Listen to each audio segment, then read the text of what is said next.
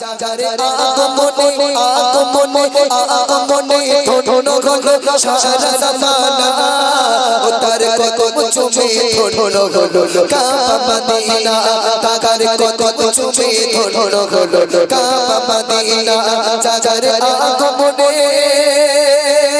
ও চাচা আগমনে ধন ঘন ও চাচা আগমনে ধন ঘন সারা জামানা ও তার কদম চুমে ধন হলো কাবা মদিনা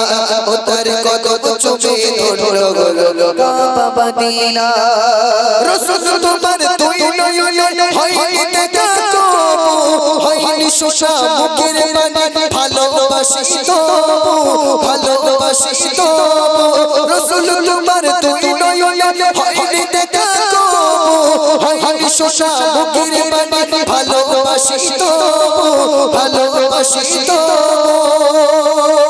স্বপ্ন চোখে স্বপ্ন চোখে দাও দেখা শাহে মদিনা স্বপ্ন চোখে দাও দেখা শাহে মদিনা ও তোমার কদম চুমে ধন হলো কাবা মদিনা তোমার কদম চুমে ধন হলো কাবা মদিনা সারা জীবন কাটিয়ে দিতাম তোমায় দেখে দেখে সারা জীবন কাটিয়ে দিতাম তোমায় দেখে তোমার নিতাম কদম চুমে নিতাম কদম চুমে দিতাম সালাম মনের সুখে ওগো শাহে মদিনা দিতাম সালাম মনের সুখে ওগো শাহে মদিনা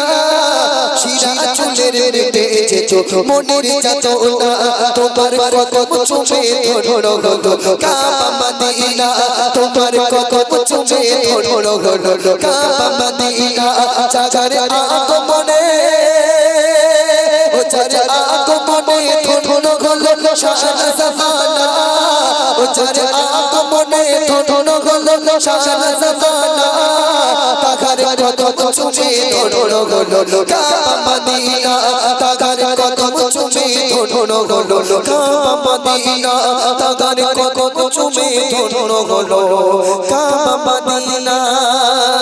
সুবহানাল্লাহ। আমাদের প্রথম কি কিবলা কোনটা ছিল